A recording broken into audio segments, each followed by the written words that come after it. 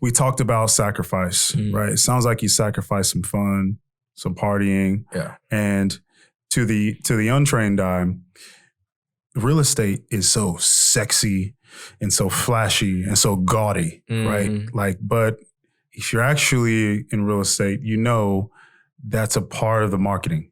So give me some insight, like behind the scenes. What does it really look like to the people? Like they see the mansions, they see the cars, they see the trips. Right. Give me some of the grind, some of the things that people don't see that, you know, they don't see it. So they can't appreciate it. I think understanding like psychology and how people work, you know, that's something I always pay attention to just on a daily basis. Like what makes somebody feel comfortable with you even being around them? You know what I mean? Like, in order to even get a sale, like you got to understand who you're dealing with, right? Unpack that. Yeah, I mean, for me, I think the psychology of understanding like the type of clients that I wanted, you know, high net worth individuals, that was the dream, right? But understanding how they operate and, you know, where they're at and, you know, how social you have to be, what's required of me, what type of time, you know, are you gonna, I remember I was showing houses to anybody that wanted to see one without a pre-approval letter. Oh, wow.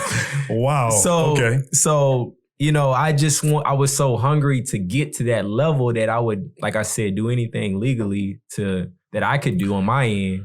Did you do that knowing they could potentially not be able to proceed because they don't have a because in letter? my head, they was gonna say yes at some point. Okay. And they were going to go get qualified too at some point. Yeah, I just thought like, okay, they ain't never heard no real estate guy, young, black, come up to him in a club and be like, man, hit me. Oh, okay, like, I got you. So I felt like I was unique in that way at that time. I really did. I was like, man, he gonna call me. Yeah. You know, hindsight, like I'm behind 20 girls and he's at the bar. And by the time I get to him, he ain't, oh man, appreciate it. I'm looking at the seriousness in his face. I'm like, oh yeah, he gonna hit me tomorrow. And then it's like nothing. Okay. Right? You don't get no call. And see what you just said, bro, is what scares people. Right? People hate rejection. I don't like rejection. I'm just gonna tell you right now. Yeah. Like even the things that I do now, any approach professionally or whatever, is very calculated. And so you put yourself out there. You made yourself, you know, so tell me about the nastiest rejection you got. One where you maybe showed up and they just ghosted you. Was there anything like that? Something big? You don't got to use names. I think I've been ghosted, but like, I'm one of those people like, even if you ghosted me, I didn't really think about it. Okay. In my mind, I like thought it was like, okay, not right now. Okay, and then you hit him up like a week later, like nothing happened. Hey, so I know you didn't show up last week, but what we want to do is set next steps. Nah, if I see the same person over again and told me that, you know, we could chop it up, I'm just reminding you, I'm gonna definitely take that moment to remind you who I am and say, hey, hey, I'm the real estate guy you talked to last week. But, right, okay, I got you. You know, there comes a point in time where I had to figure out how am I managing my time and what is the cutoff for, you know, a client? Like if they're not a potential client, you know, if they're not really interested, their actions should speak louder than words. These are all things I had to learn along the way. You know, I would drive all over town sometimes, like I said, without a pre-approval letter and not knowing if the client was serious or not.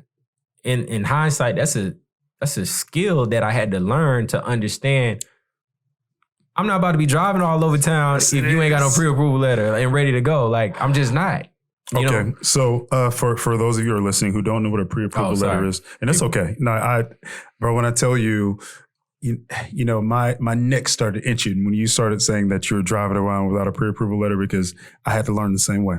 Yeah. And a pre-approval letter is basically your permission slip from the bank that says that you are approved for X amount of dollars before you start to go looking at properties, right? So say you go look at all of these $500,000 properties, but you really only qualify for $250,000. There you go. So you have no business looking at a $500,000 property.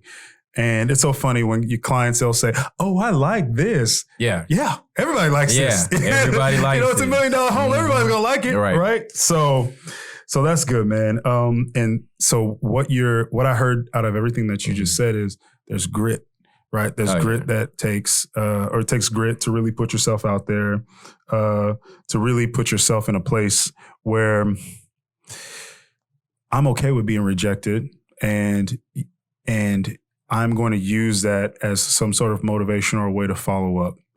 Yeah, what I used all the time, I think at the time, and still do, is that no means not right now. That's literally what it means to me for everything. Like everything.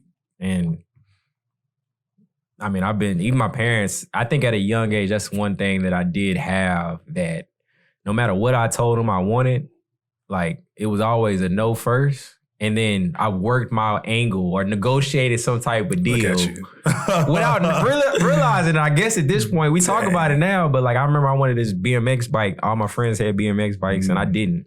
And the bike was like $500 or something like that. Sheesh. Had the pegs on the front. Everything. It was a hard road. So you know what I'm talking about? Yeah, here we go. Exactly. Yeah. So, I literally cut out that same, my mom will contest this. I literally cut out every newspaper clipping of that bike, and I used to post it around the house. Like you gonna see vision this board back in the day. Yeah, like I mean, not knowingly though. This is just stuff I used to do. Like y'all see this? Even when I wanted a dirt bike, and I used to. Can we just go to the dealership? Mm-hmm. For whatever reason, I thought they were just gonna buy it at some point. We've been to the dealership thousands of times before I even got one, but manifestation and just having faith that something would happen was how I just used to think of stuff. Not knowingly though, like just unknowingly, like at some point, y'all said have faith, right? Because my parents are spiritual and raised in Baptist. And, when you talk about having faith, to me, you just can't tell me to have faith in certain situations, right? You gotta have faith for the dirt bike. Yeah, everything. You gotta have faith for the career. Everything. You gotta have faith for the relationship. Everything. You gotta have faith. Okay. So it didn't make sense for me why it didn't work in other situations. You know what I mean? And I think, even before the experiences, that was ingrained in me early. Like, pray for what you want. You know what I mean? You hear all these things growing up, and I think a lot of people do too. Their parents are teaching them, do this. Well, I was always curious, like, well, why it don't apply over here? So we know faith without works is dead, right? There you go. Was there ever a point where you just went and bought your own stuff? Did you make some money and just went and bought your own stuff? I didn't. This goes to the negotiation thing. So like you were negotiating popsicles. That's crazy, bro. You were. I was negotiating at the crib. I didn't know. I said if I made straight A's, will y'all do this? I guess they doubted me. And I think that is kind of what always drove me to accomplishing my goals is like, all right, you telling me no right now, but I'm going to do this eventually. I looked at people like that too. You know what I mean? Oh, I'm going to meet this person. Meet this girl.